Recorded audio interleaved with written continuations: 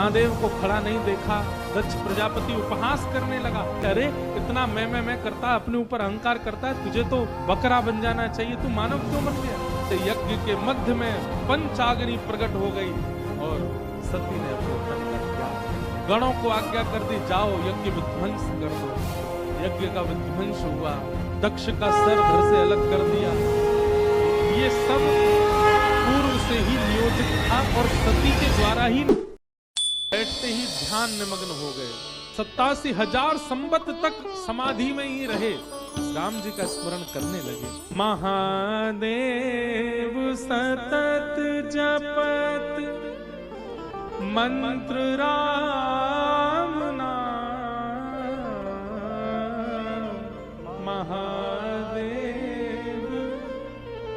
जपत मंत्र राम नाम, निराधार को आधार एक राम नाम, निराधार को आधार एक राम नाम, प्रेम मुदित मन से कहो राम राम राम, सीता राम राम राम।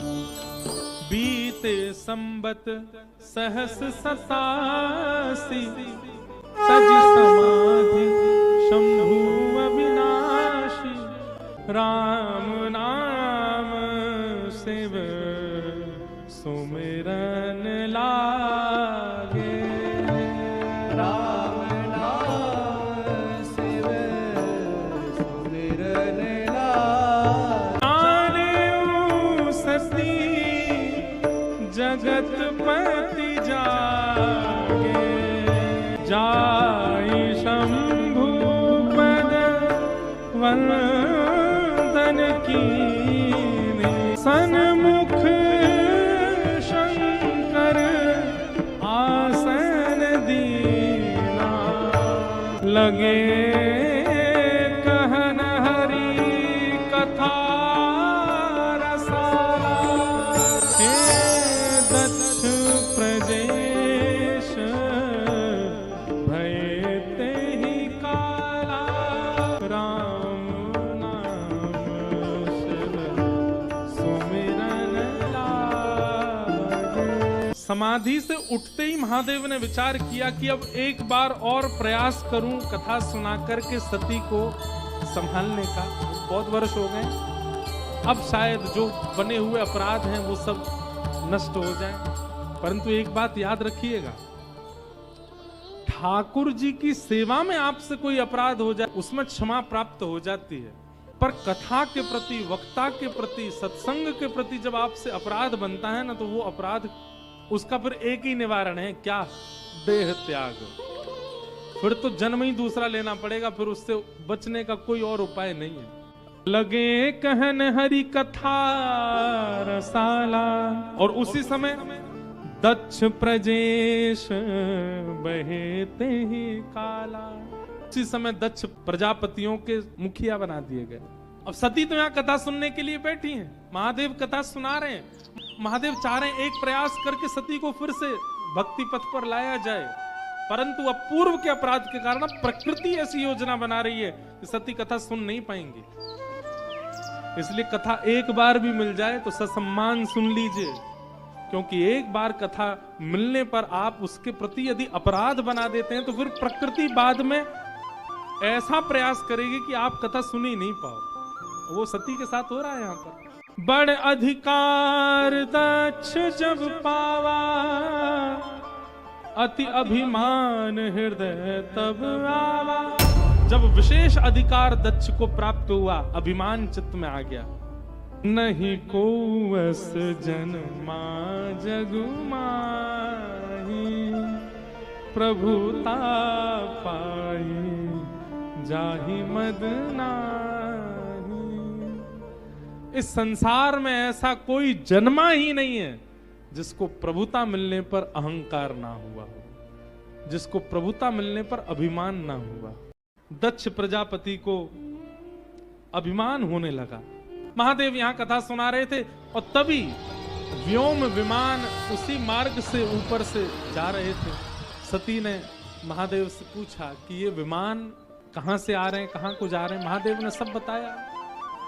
कुलदेवी, ये सब तुम्हारे पिताजी के यज्ञ में जा रहे हैं और वह यज्ञ मुझे अपमान करने के लिए किया जा रहा है। पूरी घटना बताई। दक्ष प्रजापति के सभा में आते सब खड़े हुए, लेकिन विष्णु तो आए ही नहीं थे। ब्रह्मा जी खड़े नहीं हुए क्योंकि ब्रह्मा तो पिता हैं, और महादेव भी खड़े नहीं हुए। क्यों? चिदानंद रूप शिवोहम शिवोहम। वो अहम शून्य है। उनको जब राग की इच्छा नहीं है तो उनके भीतर ममत्व भी नहीं है, द्वेष भी नहीं है। और राग द्वेष से विमुख व्यक्ति सम्मान करना जानता नहीं है, उसका स्वभाव ही नहीं होता है।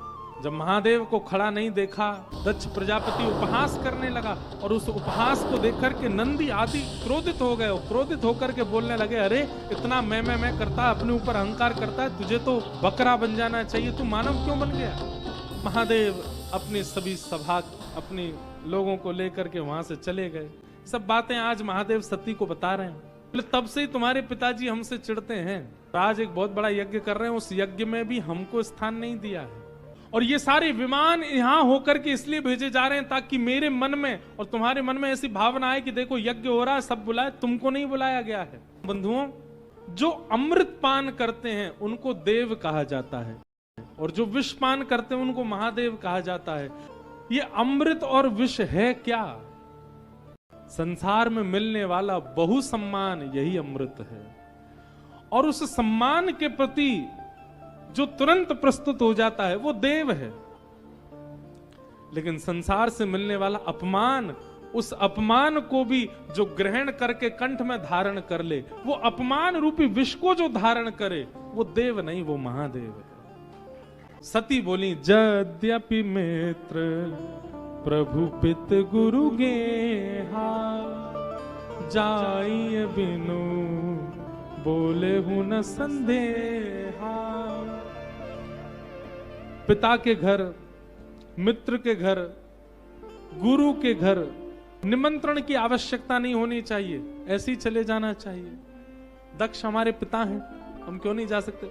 भगवान बोले, देखो पिता के घर, गुरु के घर, मित्र के घर बिना निमंत्रण के जाना चाहिए, पर याद रहे आपको पता है कि आपके पहुंचने से वहां कलेश हो जाएगा तो नहीं जाना चाहिए। आपको पता है कि आपकी उपस्थिति से वहां काम बिगड़ेंगे तो फिर जबरदस्ती इस चौपाई को गा करके जाना नहीं चाहिए वहां पर। कई बार गुरु के यहां उपस्थित होना अनावश्यक है तो मत जाओ। मित्र के यहां जाने से पता है झगड़ा हो जाएगा तो मत जाओ। पिता के यहां जाने से भी कुछ ऐसा अनीत हो जाएगा तो नहीं जाना चाहिए। पर सती को अब कौन समझाए? बंधुओं, सती की बात सुनकर के भगवान बोले, भांति अनेक शंभु समझावा, भावी वश न ज्ञान और आवा। भाव के वश कोई ज्ञान आता नहीं है चित्त में। महादेव ने खूब समझाया, लेकिन सती बोली, नहीं, मैं जाऊंगी, मैं जाकर के पिता को समझाऊंगी, क्या पता मेरी बात सुनकर के वे आपके प्रति आनंदित हो जाएं, शायद सुलह हो जाए। महादेव सब जानते हैं कि अब बात बनने वाली नहीं है और सती को भी समझाने से कोई काम बनेगा नहीं। गणों को कहा, आप संग जाओ सती के, आप जाओ, मैं यही हूं। वहां जाते ही जब देखा कि किसी ने भी प्रेम से चर्चा तक नहीं की, पिता ने तो मुंह फेर लिया सती को देख करके, केवल मां ने बैठ करके बात की। यज्ञ दर्शन करने के लिए जब गई और जब वहां महादेव का स्थान नहीं देखा, क्रोध में भर गई सती और जितने देवता आए थे सबको सुनाने लग गए, आपको विष्णु नहीं दिखाई दे रहे हैं, ब्रह्मा नहीं दिखाई दे रहे हैं, वे दोनों क्यों नहीं आए? क्योंकि महादेव का स्थान नहीं, और आप लोग यहाँ मुंह उठाए चले आए सब। लोग कहते हैं कि सती ने यज्ञ कुंड में प्राण त्यागे नहीं।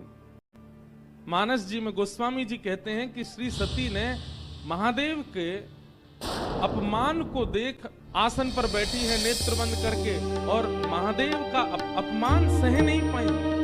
सती ने भी गांठ बांधी है कि अब इस तन से तो मुझे स्वीकार करेंगे नहीं, अब दूसरा तन ही धारण मुझे करना पड़ेगा।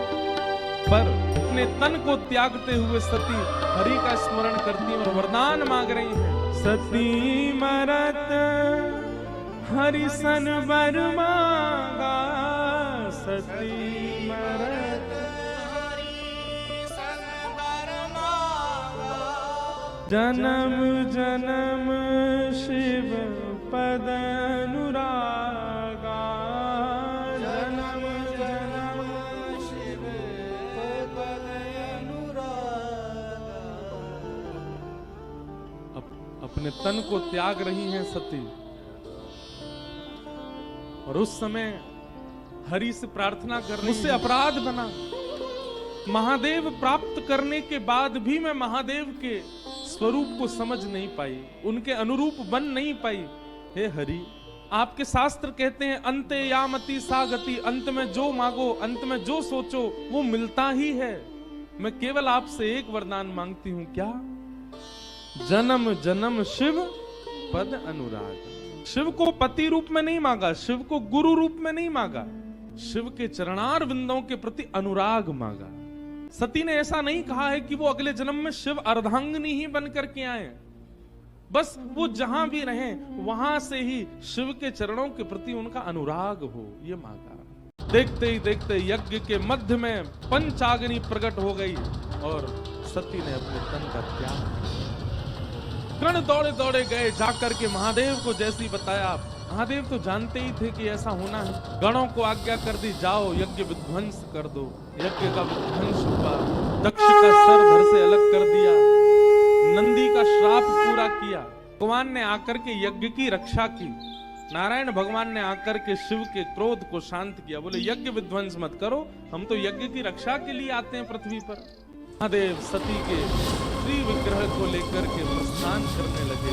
जहां जहां अंग उठते गए वहां वहां योग पीठ प्रकट होती गई। संपूर्ण भारत को पवित्र कर दिया सती ने।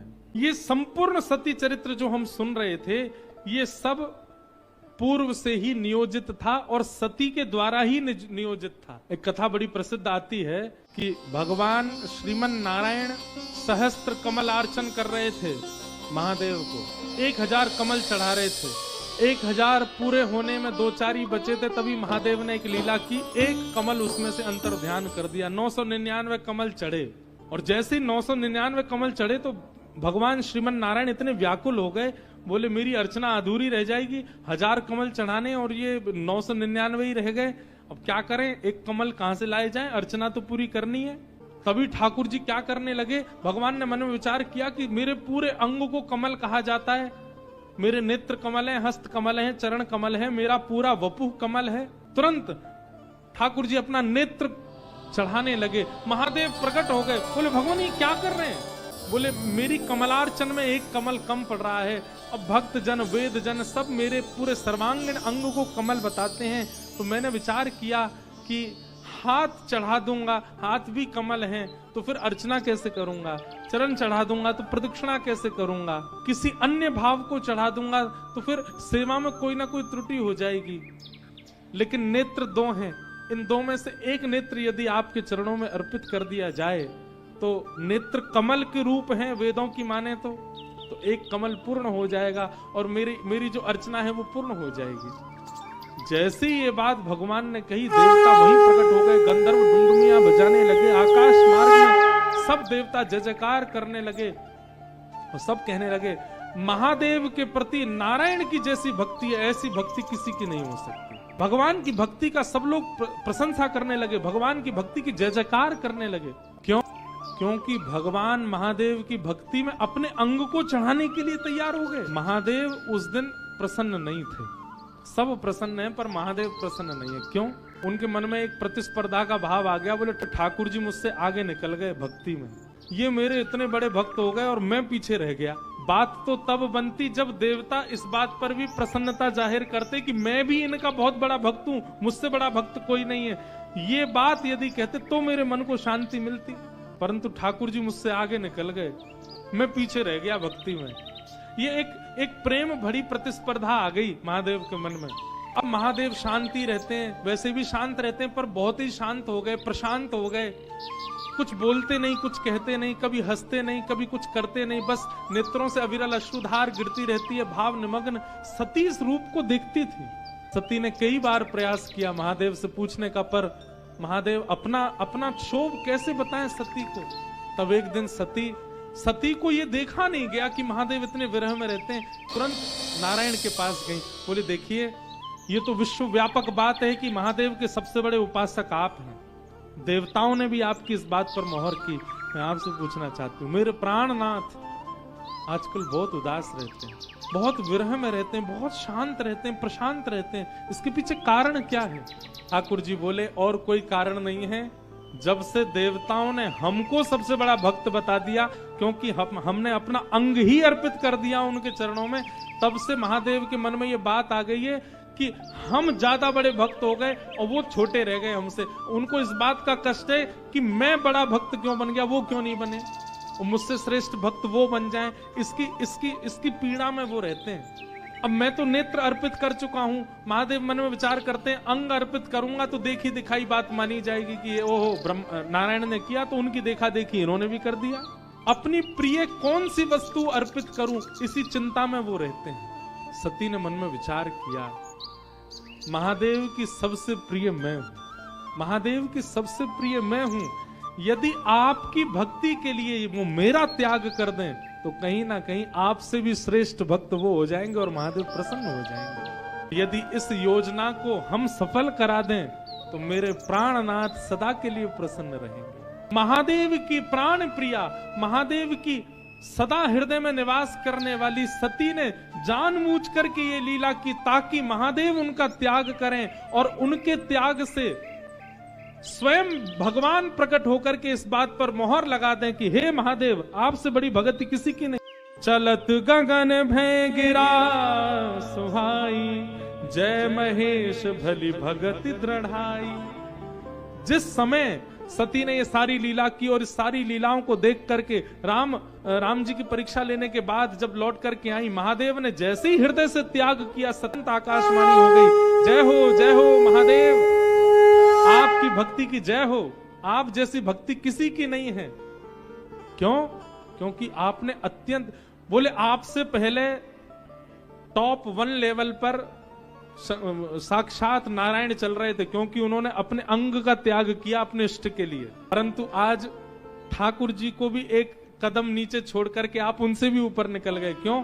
आपने तो अपनी प्राण प्यारी सती का त्याग कर दिया ठाकुर जी की भक्ति के लिए। क्योंकि महादेव ने किया नहीं है, सती ने करवाया है ताकि महादेव प्रसन्न हो जाए। तो संपूर्ण सती जो यहाँ पर लीला हुई है, ये केवल महादेव की प्रसन्नता के लिए सती ने किया। बोलो नमः पार्वती पतये हर हर महादेव। इस प्रकार श्री सती मैया महादेव के चरणों में विलीन हो गए और अंत में मांगा गया वरदान सती को फलीभूत हुआ। कैसे? तेहि कारण हिम गिरि ग्रह जाई, तेहि कारण हिम गिरि जनमी पार्वती तन पाई,